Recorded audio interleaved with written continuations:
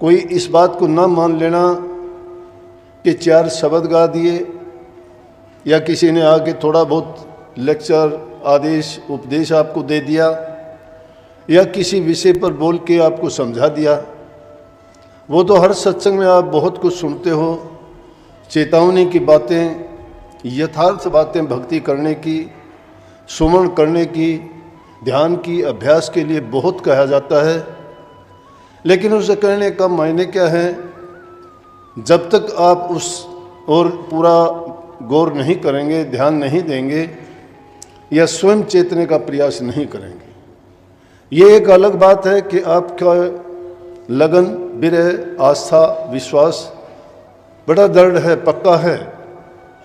क्योंकि चाहे कोई तकलीफ भी होती है या घर का कार्य होता है, उसको छोड़ के भी आप प्रयास ये करते हो कि फला तारीख का सत्संग है, हमें सत्संग में जाना है। उसके लिए योजना बनाते हो, कार्यक्रम बनाते हो। घर का कार्य है, कोई इधर उधर का, कोई दूसरा आपको हमारा परिवार से संबंधित, समाज से संबंधित या व्यक्तिगत रूप से कोई कार्य होता है तो उसको चाहते हो या तो आगे के लिए टाल देते हो या उसको समय से पहले ही कर लेते हो। फिर भी समय किस चीज़ के लिए निकालते हो? सत्संग के लिए। बड़ी बात है, सत्संग से बड़ी कोई चीज़ नहीं है। उसके लिए समय क्या निकालना चाहिए कि सारे काम, 1000 काम छोड़ के भी सत्संग में जाना चाहिए। लेकिन कहाँ जाना चाहिए? इस बात को समझो कि जहाँ जिस लोग सत्संग को नहीं समझते उन लोगों के लिए सत्संग, भक्ति, गुरु और नाम कोई मायने नहीं रखते हैं। बहुधा आके कुछ कहते हैं, कमी होती है उन बातों को कितना कहा जाए, बताया जाए तो, लेकिन ये बातें प्रचलित हैं, हम सब जानते हैं। कोई किसी को सत्संग में जाने से रोकता है। सत्संग तो बुरी बात नहीं है, सत्संग से इंसान का जीवन संवरता है, बुराइयां छूटती हैं, अच्छे गुण अपनाता है। लेकिन फिर उस कार्य में उसको जाने से क्यों रोकते हैं? रोकने का कारण 2 ही हैं कि जो लोग रोकते हैं उनमें कमियां हैं। वो सत्संग के विरुद्ध नहीं है, उनके अंदर जो कमियां हैं वो अपनी कमियों को निकालना नहीं चाहते और दूसरे को भी ये नहीं चाहते कि उन कमियों से बाहर आए। क्योंकि अगर वो उनसे बाहर आए तो उनका आपस में फिर विरोध हो जाएगा। वो उनको कहेगा कि आप ऐसा ना करें। अगर दोनों ही गलतियां करते हैं तो दोनों गलती करने वाले किसको कहेंगे? करते रहेंगे। नहीं तो सत्संग में ये बताओ कि कौन सी बुरी बात है, मना कौन करता है? कोई निकम्मा इंसान होगा जो सत्संग से मना करेगा। बल्कि अच्छा इंसान तो वो होगा, कहेगा कि भाई तुम तो भागी आदमी हो, सत्संग में जाओ, हम तो समय नहीं निकाल पाते या हमारी मजबूरी है, हम नहीं जा सकते, या हमें किसी कारणवश कोई मना करता है, रोकता है, घर वाले। क्योंकि इस समाज में एक जैसे लोग नहीं हैं। कोई धर्म से बंध जाता है, कोई गुरु से बंध जाता है, कोई अपने ऊंचे वंश से बंध जाता है तो कहते हैं कि मैं उसके सत्संग में क्या जाऊं, वो तो उस जाति का है, मैं उसके सत्संग में क्यों जाऊं, वो तो सब एक जैसे ही होते हैं, ये जेड़ों में पड़े हुए हैं, हम उनके क्यों जाएं, सब एक जैसे होते हैं, मत जाओ वहाँ पे। लेकिन अपने नहीं सोचते कि तुम कैसे हो। अगर कोई उत्तम विद्या लीजिए जद पे नीच पे होए, अगर कोई बुरा है तो बुरा रहेगा, तुम तो अच्छी शिक्षा लो, आपको तो अच्छी शिक्षा देता है। आपको कौन ये कहता है कि आप बुराई में पढ़ो या बुराइयां सीखो या पाप कर्म करो? आपसे तो यही कहते हैं कि आप अच्छे काम करो, प्रभु की भक्ति करो, नाम में मन लगाओ, सुमन करो, खाली समय में चिंतन करो मालिक के नाम का, अच्छे गुणों को अपनाओ। फिर कमी क्या है? लेकिन हम नहीं करते। सत्संग यहाँ से शायद आप नहीं लेके जाओगे। सत्संग के लिए जब तुम अपने घर से चलते हो तुम्हारा सत्संग शुरू हो जाता है। क्यों कई संतों ने कि संत मिलन को चालिए, तज माया अभिमान ज्यों ज्यों पग धरनी धरे त्यों त्यों यज्ञ समान। अगर सत्संग के लिए जब आप चलते हो आपको सारा सत्संग रास्ते में ही मिल जाएगा। सत्संग घर तक, गुरु तक पहुंचते पहुंचते आपको पूरा सत्संग मिल जाता है।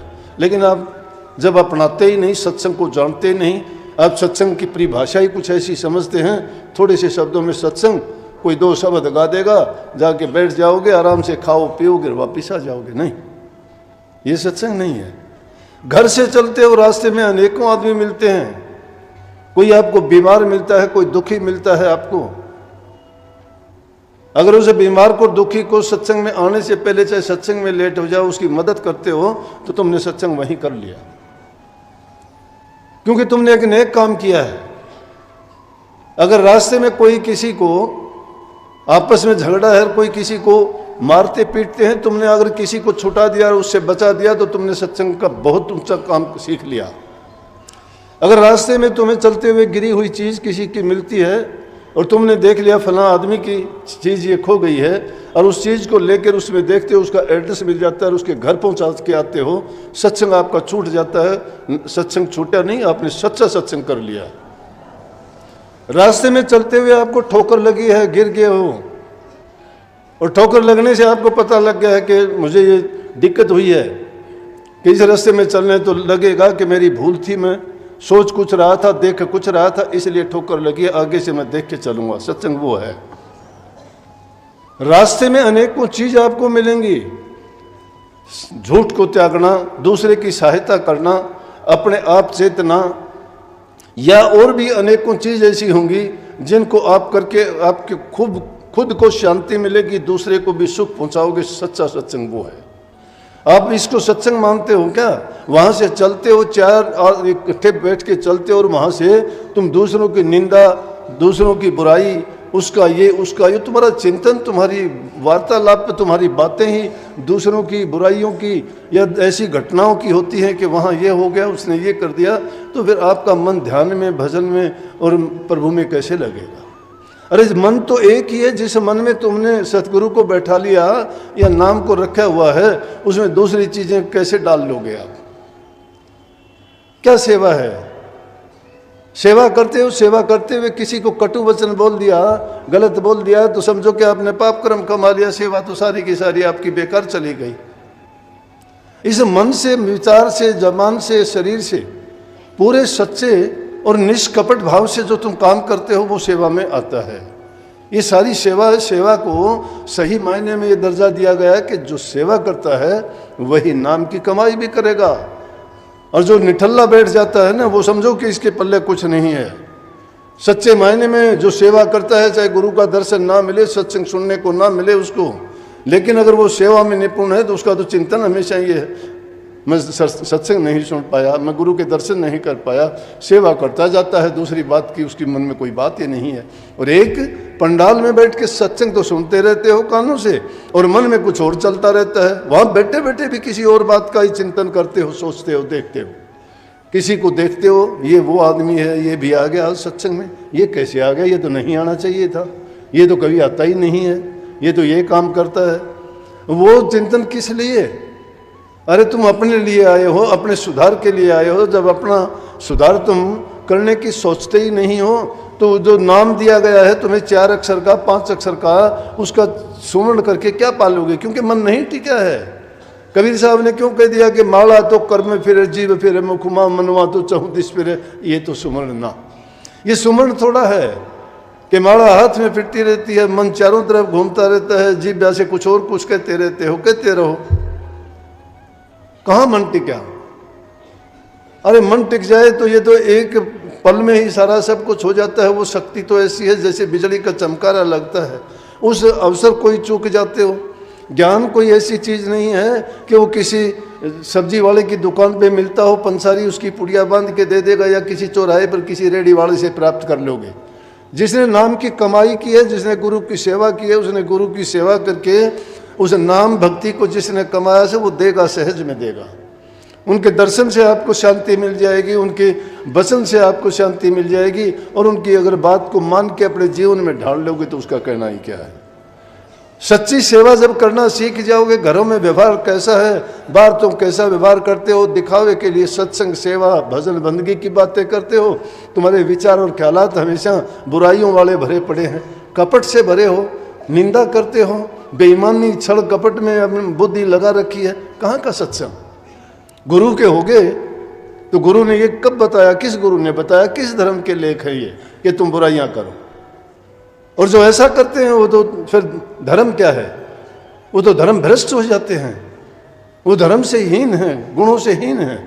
गुण प्रवीण नहीं है वो। जो गुण प्रवीण होगा उसी को सब कुछ मिलता है। गुणहीन से तो दूर बचो, उसके तो दर्शन करने से भी डरो, बचो नहीं तो बर्बाद कर देगा। क्योंकि बुरे आदमी को देखने से तुम्हारे अंदर ख्यालात बुरे आएंगे, उनके गुण एकदम आएंगे। क्यों कहते हैं कि गुरु का ध्यान कर प्यारे, बिना इसके नहीं छूटना। गुरु का ध्यान क्यों बता दिया? अरे गुरु के गुण हैं, उसके गुण आप में आएंगे। गुरु को आप पवित्र मानते हो, गुरु को आप सिद्ध मानते हो, गुरु को आप नाम का प्रतीक मानते हो, गुरु को आप शब्द रूप समझते हो, गुरु को परमात्मा मानते हो, गुरु को पाप नाशक मानते हो। गुरु तुम्हारे सब पापों का संहारक है और तुम्हें सुख, शांति, समृद्धि, खुशहाली देने वाला है। तुम्हारी आस्था इन चीज़ों में है कि हमें ये मिलेगा गुरु दर्शन से। और गुरु के दर्शन से यूँ बड़ा थोड़ा होता है। दर्शन तो मैंने आपके किया, आपने मेरे कर लिए। लेकिन दर्शन का मतलब क्या है? तुम्हारे भाव से है। तुम्हारे मन के अंदर भाव क्या है, तुम्हारी भावनाएं क्या हैं, तुम्हारी आस्था कितनी जुड़ी है। आस्था है नहीं, भाव है नहीं, भावनाएं हैं नहीं। गुरु अपने घर, तुम अपने घर। गुरु गुरु गुरु गुरु मन से गुरु नहीं समझते, जबान से गुरु गुरु करते हो। इसी प्रकार से सेवा का है। सेवा भी निष्कपट भाव से।